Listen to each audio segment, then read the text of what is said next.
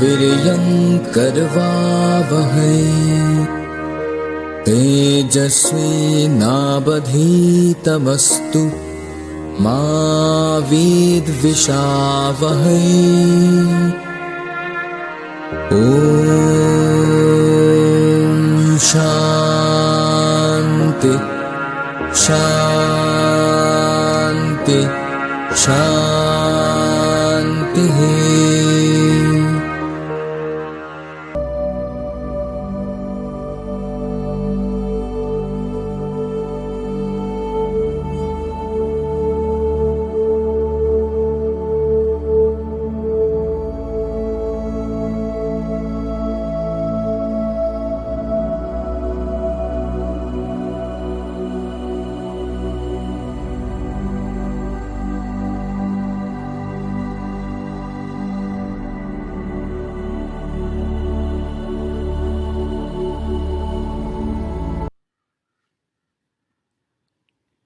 अंतर्राष्ट्रीय योग दिवस पर सभी को नमस्कार।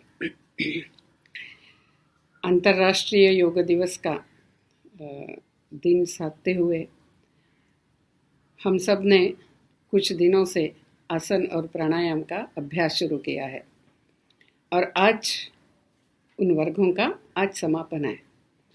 लेकिन ये वर्ग का समापन है, हमारे आसन और प्राणायाम के अभ्यास का समापन नहीं है। यह हमने जरूर ध्यान में रखना है।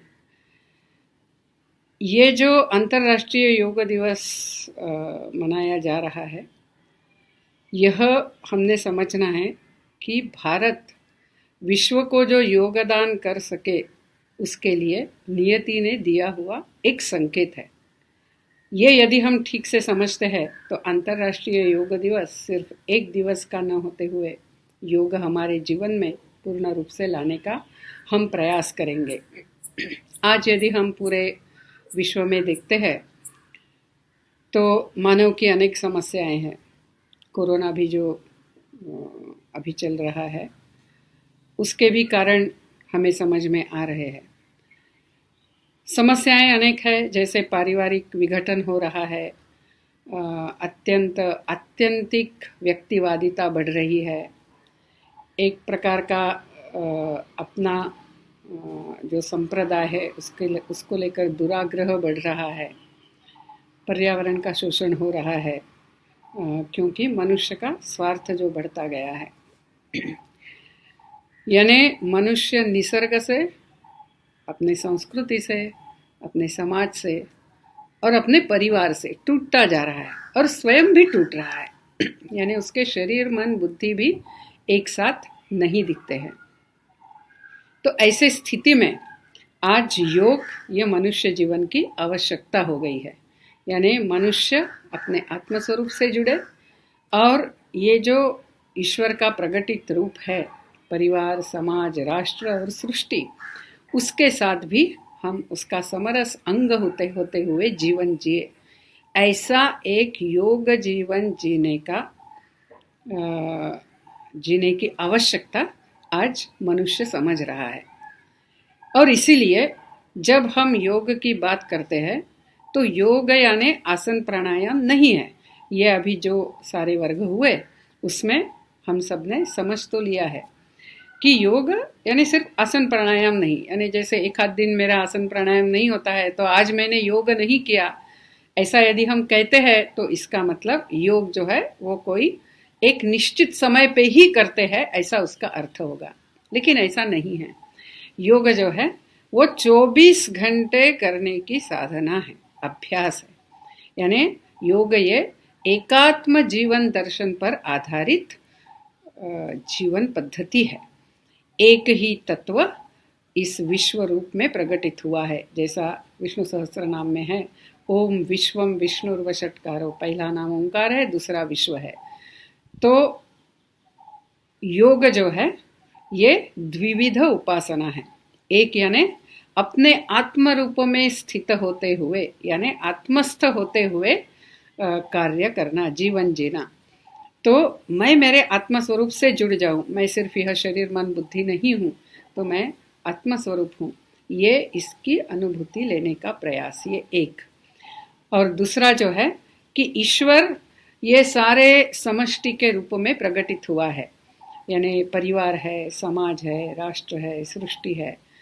तो इन सारे ईश्वर का ये जो प्रकटित रूप है, उसकी उपासना यानी उसकी सेवा करते हुए, उसका एक समरस अंग होते हुए, उसके प्रति अपना कर्तव्य पूरा करते हुए हम जीवन जिए। तो ऐसे दो प्रकार की ये योग की उपासना है। अभी जब हम ये उपासना कह रहे हैं, इसकी दो अवस्थाएं हैं। जैसा एक यानी जब मैं मेरे साथ ही आंखें बंद करते हुए धारणा, ध्यान, समाधि के लिए या आसन प्राणायाम का भी मैं अभ्यास कर रही हूँ, तो यह है समाहित अवस्था की साधना। यानी मैं मेरे आत्म स्वरूप के साथ एकरूप होते हुए कार्य करने का प्रयास, एकरूप होने का प्रयास कर रही हूँ। लेकिन हम 24 घंटे तो ये कर नहीं सकते हैं। हमें अपना काम करना है, अध्ययन करना है, पढ़ाई करनी है, घर के कामकाज देखना है, अपने सारे जो सामाजिक, पारिवारिक सारे जो कर्तव्य है उनको भी पूरा करना है, और इसीलिए हम सतत समाहित अवस्था में नहीं रह सकते हैं। तो ये जो दूसरी अवस्था है, यह है व्युत्थान अवस्था। तो व्युत्थान अवस्था में मैं सबके साथ कैसे व्यवहार करती हूँ, और समाहित अवस्था में मैं अच्छी तरह से उपासना कर सकूं, साधना कर सकूं, इसके लिए मैं स्वयं को क्या और कैसे तैयार कर रही हूँ, ये भी उतना ही महत्व का होता है। इसलिए समाहित अवस्था में करने की साधना और व्युत्थान अवस्था में करने की साधना। तो इसीलिए महर्षि पतंजलि ने हमें अष्टांग योग की साधना दी है, यानी 8 अंग है। ये 8 सीढ़ियाँ नहीं हैं, यानी ये करने के बाद वो, जैसे हम सीढ़ियाँ चढ़ते हैं तो एक सीढ़ी चढ़ने के बाद नीचे की छूट जाती है, तो जैसे मैं आगे गई तो नीचे की जरूरत नहीं, ऐसा नहीं है। तो यह 8 अंगों की साधना है, यानी 8 ही का जो अभ्यास है वो चलता रहना चाहिए। तो वे 8 अंग हम जानते हैं, वो है यम, नियम, आसन, प्राणायाम, प्रत्याहार, धारणा, ध्यान और समाधि। अभी इसमें जब हम कहते हैं योग ये 24 घंटे की साधना है, उसमें ये यम नियम भी बहुत महत्व के है। तो यम नियम जो है ये, यानी मैंने समाज के साथ, समष्टि के साथ व्यवहार करना तो कैसे करना, ये यम निश्चित करते हैं। और मेरे स्वयं के विकास के लिए, मैं योग साधना करने के लिए स्वयं को योग्य बनाऊं, उसके लिए या मेरा आत्मस्वरूप समझने के लिए मैंने क्या क्या करना चाहिए, उसके लिए जो करने के कार्य है उसको नियम कहते हैं। तो योग शास्त्र में ये यम नियम पे भी काफ़ी महत्व है, पूर्ण महत्व है। योग शास्त्र है, ये साइंस नहीं है। बहुत बार हम साइंस ऑफ योगा वगैरह कहते हैं, इसमें बहुत फर्क है साइंस और शास्त्र में। साइंस जो है वो सत्य क्या है बताता है, वो निरीक्षण वगैरह इसके आधार पर जो सत्य की एक अनुभूति या सत्य का अनुभूति नहीं कह सकते, सत्य जो समझता है वो हमें साइंस बताता है। लेकिन हम ये भी देखते हैं कि साइंस में बहुत बार यह बदलता जाता है, यानी थियरीज बदलती है, क्योंकि यानी इंद्रियों के परे जाते हुए सत्य समझने का जो तरीका है वो साइंस में नहीं है। शास्त्र में दोनों है, यानी पराविद्या अपराविद्या दोनों हैं कि निरीक्षण से भी समझना है और इंद्रियों से परे जाते हुए भी समझने का प्रयास करना है। लेकिन इतना ही फर्क नहीं है, बहुत महत्व का फर्क यह है, साइंस हमें बताता है, वो हमें गुरुत्वाकर्षण बताएगा, लेकिन इसीलिए आप ऐसे चलो, ऐसे मत कूदो, ऐसा नहीं बताएगा। यानी क्या करना क्या नहीं करना ये साइंस नहीं बताता है, लेकिन योग शास्त्र जो है वो हमें अनुशासन भी बताता है, यानी क्या करना चाहिए क्या नहीं करना चाहिए, ये हमें शास्त्र बताता है। तो यह जो योग शास्त्र है, इसमें जो पहला महत्व का उन्होंने बनाए हुए जो बातें हैं अनुशासन के लिए, वो यम और नियम है, और ये हमारे जीवन में आने हैं। क्योंकि जब हम कहते हैं कि हमें पूरे विश्व को योग, ये भारत का एक योगदान होना है, तो योग ये कोई संकल्पना नहीं है, यानी कोई जानकारी नहीं है कि ये जानकारी, ये संकल्पना या कोई फिजिकल एक्सरसाइज नहीं है, ये हमने विश्व को बताया, विश्व को दिया, ऐसा नहीं है। तो योग जीवन में लाने के बाद जीवन कैसा होता है, पारिवारिक जीवन कैसा होता है, सामाजिक जीवन कैसा होता है, एक राष्ट्र का राष्ट्र जीवन कैसा होता है, निसर्ग के साथ कैसा व्यवहार होता है, पर्यावरण के साथ अपना व्यवहार कैसा होता है, ये सब जीवन जीकर बताकर ही हम सही अर्थ से योग को सिखा सकते हैं। और उस दृष्टि से 24 घंटे योग अपने जीवन में लाना, इसके तरफ हमने जरूर ध्यान देना है। और इसी के लिए हम देखते हैं कि यम नियम जो हमें दिए हैं।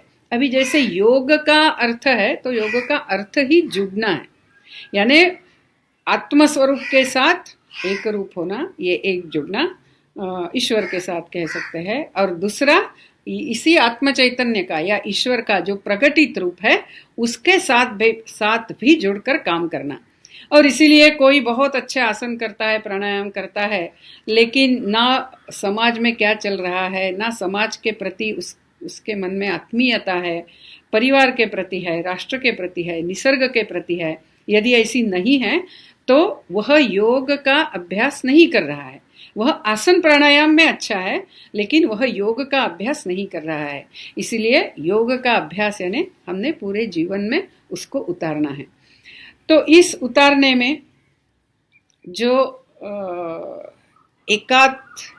यानी एकात्मता की अनुभूति आने के लिए इसको जीवन में उतारना है, क्योंकि हम देखते हैं ना कि एक ही अनेक रूप से प्रकटित हुआ, सर्वत्र एक ही चैतन्य है, ऐसा हम कहते हैं, लेकिन उसकी अनुभूति नहीं आती है।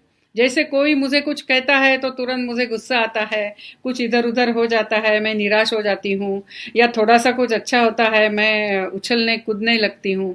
यानी ही ये जो अनेक वृत्ति का रूप लेकर अपना जीवन हम जीते हैं, मन में कुछ आ गया उसके साथ एक रूप हो गए, गुस्सा आ गया बस हम गुस्से का रूप ले लिया या निराशा का रूप ले लिया, ऐसा यदि हमारा है तो फिर अपने जीवन में योग नहीं आ सकता है। तो इन वृत्तियों को शांत करना ये आवश्यक है, यानी चित्त की जो अशुद्धि है वो दूर करनी है, जिसके कारण ये वृत्तियां उठती है, तो उसको शांत करना है।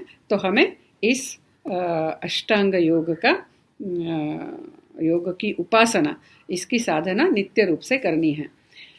तो जो इसका पहला अंग है वह है यम। तो यम भी 5 है, जैसे हम जानते हैं सत्य, अहिंसा, अस्तेय, ब्रह्मचर्य, अपरिग्रह। अहिंसा, अभी अहिंसा क्या है? अहिंसा यानी जाके किसी को हम मारे तो ही हिंसा हुई, ऐसा नहीं है। तो मेरे कर्म से, मेरे वाचा से, मेरे विचार से मैंने किसी को भी दुख नहीं पहुंचाना है, किसी का भी अहित का चिंतन नहीं करना है। ये अहिंसा का पालन है।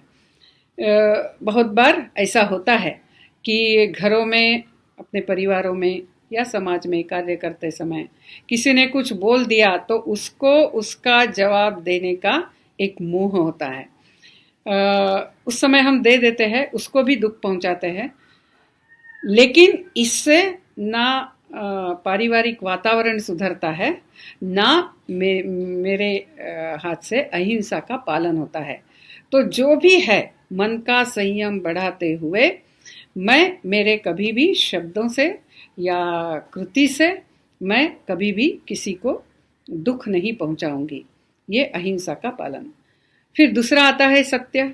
सत्य में जैसा सत्य यानी हम सब जानते हैं सत्य बोलना, लेकिन उसके भी काफी गहराई है, यानी जिससे पारिवारिक आत्मीयता बनी रहेगी, जिससे सामाजिक आत्मीयता, एकात्मता बनी रहेगी, जिससे राष्ट्र की आत्मीयता बनी रहेगी, ऐसे ही बातों को बोलना ये सत्य है।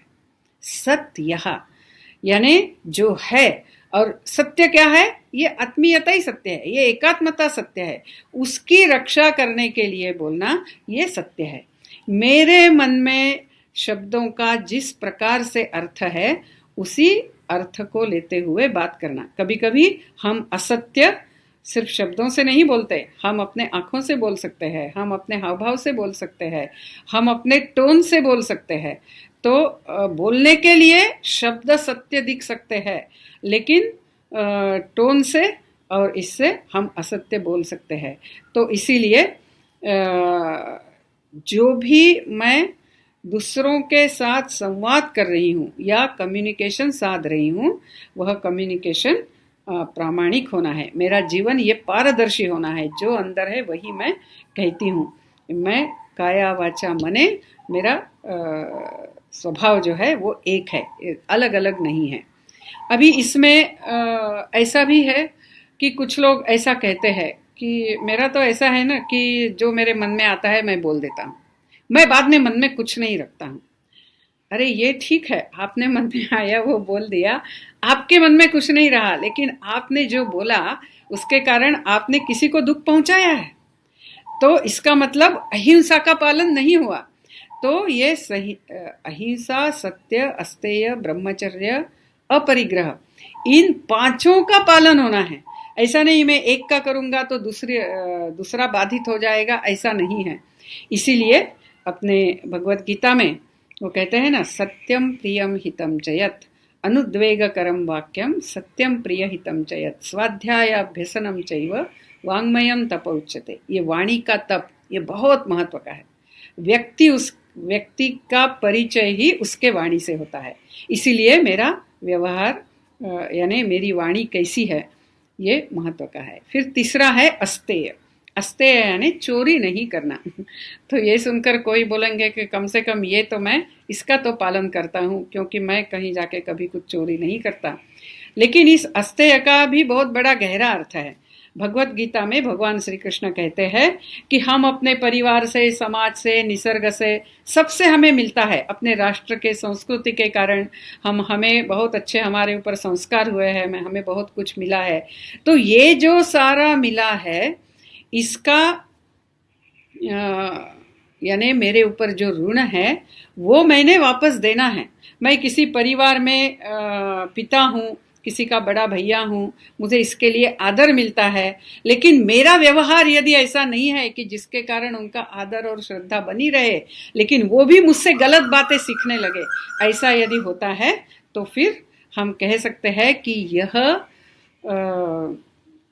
यानी स्तेय है, ये अस्तेय का पालन नहीं हुआ है।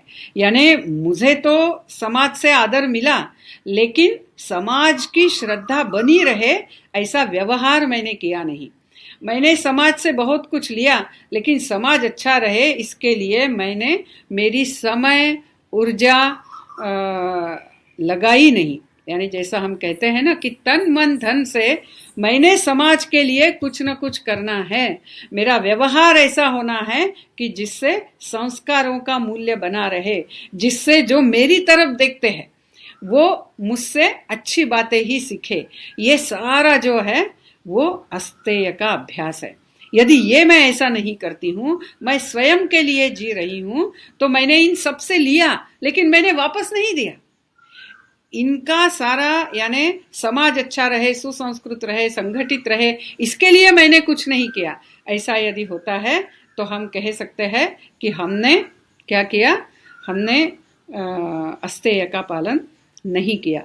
तो ये जो देना है परिवार के लिए, समाज के लिए, मेरे व्यवहार से, मेरा समय, मेरी ऊर्जा, मेरा धन, थोड़ा बहुत निश्चित समाज के भलाई के लिए ये जो देना है, ये हम यदि नहीं देते हैं ठीक तरह से तो फिर हमने अस्तेय का पालन नहीं किया। लेकिन ये जो देना है उसका नाम ही यज्ञ है। और ऐसा यज्ञ किए बिना जो खाना खाता है वो चोर है, ऐसा भगवान श्री कृष्ण भगवत गीता में कहते हैं। और ऐसा यज्ञ करने के बाद जो अपना खाना खाता है वह यानी इस समाज को आगे ले जाने में योगदान करता है।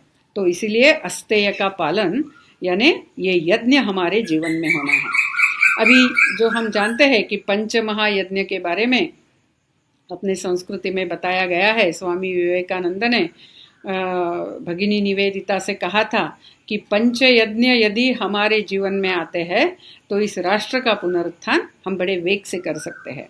तो हम बहुत थोड़े में यदि देखते हैं पंच यज्ञ क्या है, यानी जैसे हमने देखा कि ये आत्म चैतन्य जो मैं जो हूँ, मेरा ही विस्तारित स्वरूप यह परिवार है और विस्तारित स्वरूप यह समाज, राष्ट्र और पूर्ण सृष्टि है।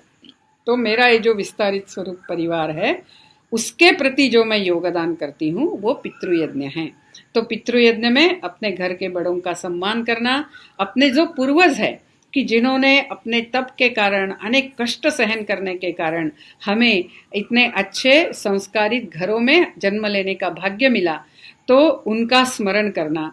और अपने जो पारिवारिक कर्तव्य है, जो पारिवारिक जो परंपरा है, परिवार में चलते आए हुए जो व्यवस्थाएं हैं उसका पालन करना, ये सारा पितृयज्ञ में आता है। फिर आता है नर यज्ञ या भूत यज्ञ। तो नर यज्ञ या भूत यज्ञ यानी हमने समाज के लिए अपना तन मन धन थोड़ा बहुत निश्चित रूप से देना है। मुझे रोज अच्छा खाना खाने के लिए मिलता है, पेट भर मिलता है, लेकिन मेरे परिवार के कारण कम से कम एक भूखे पेट को खाना मिले, इसलिए रोज थोड़ा बहुत अनाज निकाल के रखना और बाद में वो किसी गरीब को देना, ये जो है वो दूसरा इसका अंग है नर यज्ञ या भूत यज्ञ का। और तीसरा अतिथि को जो घर में आता है उसका सम्मान करते हुए उसको उसकी देखभाल करना, ये नर यज्ञ है। फिर तीसरा जो यज्ञ है वह ऋषि यज्ञ है। यानी यह भारत राष्ट्र जो है, हम कहते हैं ना ऋषि निर्मितम राष्ट्रम, तो ऋषि मुनियों ने तप करते हुए जिन विचारों को, जिन तत्वों का एक प्रवाह बहाया है, उसी प्रवाह को आगे ले जाने के लिए मैंने स्वयं वैसा तप करना, यानी मैंने उनके विचारों को समझना, आज के परिप्रेक्ष्य में समझते हुए आने वाले पीढ़ी को उसको देना, ये जो है ये ऋषि यज्ञ है, जो राष्ट्र के प्रति अपना किया हुआ योगदान है। फिर चौथा यज्ञ जो है वह देव यज्ञ है, यानी देवताएं ही सारे इस निसर्ग में एक एक इसके अधिष्ठात्री देवता है, तो निसर्ग की रक्षा करना, निसर्ग को समृद्ध करना, और उसी पंच महाभूतों से बना हुआ ये शरीर है, तो शरीर को आसन प्राणायाम के अभ्यास से और व्यवस्थित सारा पालन करते हुए शरीर को स्वस्थ रखना, ये जो है यह देव यज्ञ है। और ब्रह्म यज्ञ जो है, ये ब्रह्म यज्ञ यानी अपनी जो इष्ट देवता है उसके मंत्र का जप करना, रोज थोड़ी देर ध्यान करना कि मैं यह शरीर नहीं हूँ, चिदानंद रूप शिवोहम शिवोहम, मैं आत्मस्वरूप हूँ। ये शरीर तो कपड़े जैसा है, जैसे हम कपड़े बदलते हैं वैसे हम इस शरीर को बदलते हैं, दूसरे शरीर को लेते हैं, शरीर मेरी पहचान नहीं है, तो मैं आत्मस्वरूप हूँ। इस तत्व के ऊपर थोड़ी देर ध्यान करना और आत्म तत्व को बताने वाले ग्रंथों का रोज थोड़ी देर अध्ययन करना, जैसे भगवत गीता है, फिर उपनिषद है या अपने संतों का साहित्य है। तो ये जो 5 यज्ञ हैं, ये 5 यज्ञ नित्य करने के हैं, और ये जो करता है वो अस्तेय का पालन करता है। फिर आता है ब्रह्मचर्य। ब्रह्मचर्य यानी इंद्रियों का संयम, और ये बहुत आवश्यक है। यदि ये नहीं है तो आज हम देखते हैं कि विद्यार्थी एकाग्रता से अध्ययन नहीं कर पा रहा है, परिवार टूट रहे हैं, क्योंकि जिस प्रकार से इंद्रिय संयम करते हुए पति पत्नी ने एक दूसरों के साथ निष्ठा से रहना है, वह आज कहीं कभी दिखता नहीं है, क्योंकि ऐसे ऐसे विचारों का आक्रमण भी हमारे ऊपर हो रहा है। फिर उसी प्रकार यानी अब हमारे घर में क्या पुस्तक रहेंगे, हम हमारे घर में टीवी पे हम क्या देखेंगे जो इंद्रिय संयम बढ़ाने वाले हैं या तोड़ने वाले हैं, ये सारा ब्रह्मचर्य के पालन में आता है।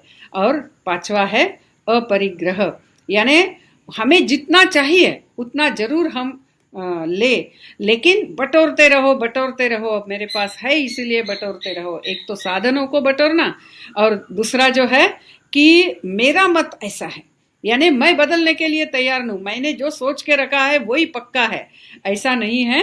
तो ऐसा परिग्रह न करे, अपरिग्रह। तो ऐसे 5 यमों का हमने अध्ययन करना है।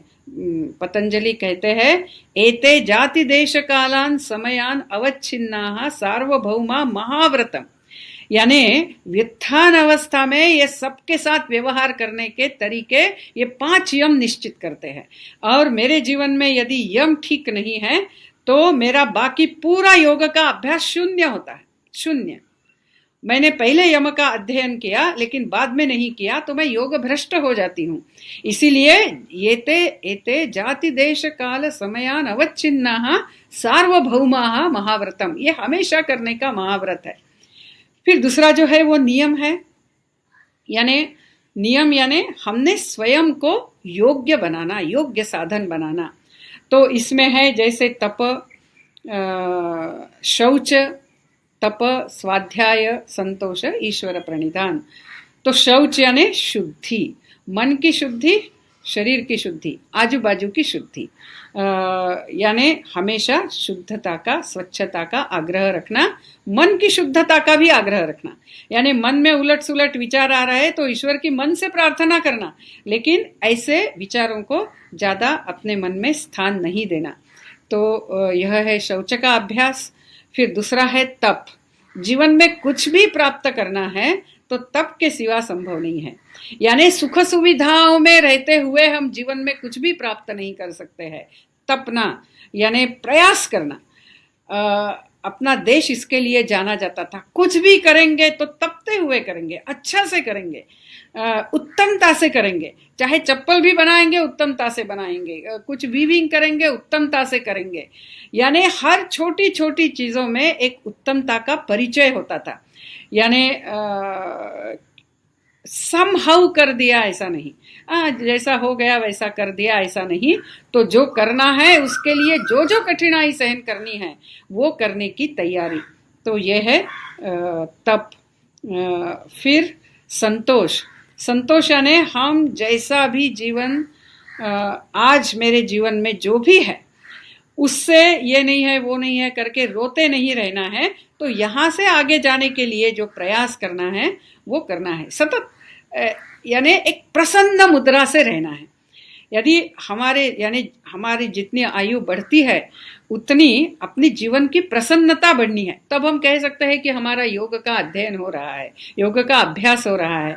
लेकिन जितनी आयु बढ़ती है यदि हमारे जीवन की प्रसन्नता कम हो जाती है, हमारे चेहरे से हंसी समाप्त होने लगती है, तो कहीं ना कहीं हम चाहे 4-4 घंटा ध्यान करते होंगे लेकिन कहीं ना कहीं अपना योगाभ्यास इधर उधर चला गया है। तो संतोष, एक प्रसन्नता से व्यवहार करना, और ये संतोष यदि रहता है तो हम योग में भी आगे आगे के स्तर पे जा सकते हैं।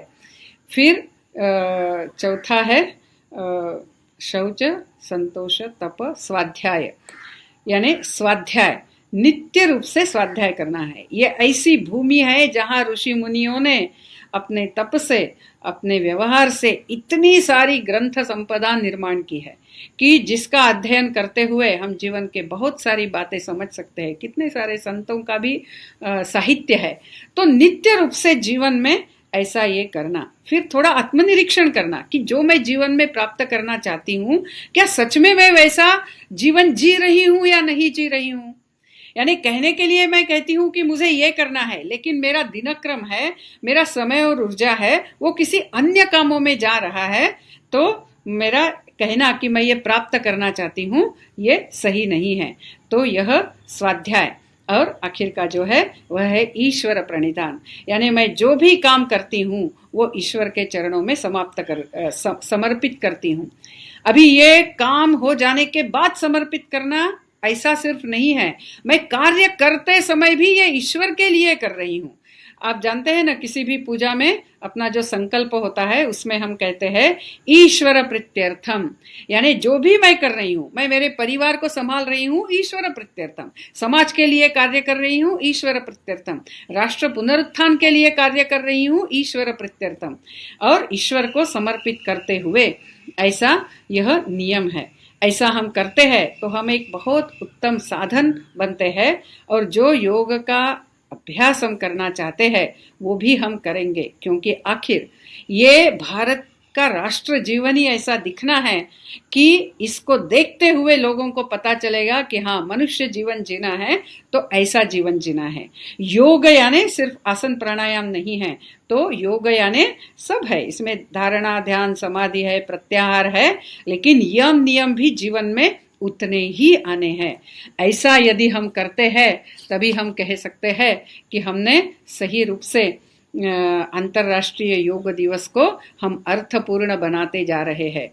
तो हम जो भी कर्म करते हैं, बहुत बार ऐसा होता है ना, नहीं नहीं मैं तो कर्मयोगी हूँ, लेकिन ऐसा नहीं है। योग सारे एक ही है, हमें ज्ञान से, भक्ति से अपना कर्म योग्य करना है, जीवन में संयम रखते हुए। जैसे कोई कहता है कि कन्याकुमारी में समुद्र कितने हैं, तो लोग कहते हैं 3 है। 3 नहीं है, समुद्र एक ही है, हमने उसको 3 नाम दिए हैं। उसी प्रकार योग एक ही है, ईश्वर के साथ जुड़ना, और ये प्रगटित ईश्वर जो समष्टि रूप ईश्वर है उसकी सेवा करना। तो ऐसा योग हमारे जीवन में आए, ऐसा कहते हुए ये अंतर्राष्ट्रीय योग दिवस हमें पूरे 365 दिन 24 घंटा योग का अध्ययन करने के लिए प्रवृत्त करे, ऐसा कहते हुए मैं समाप्त करती हूँ। नमस्कार। भवन्तु सुखिनः, सर्वे सन्तु निरामयाः, सर्वे भद्राणि पश्यन्तु, मा कश्चित् दुःखभाग् भवेत्।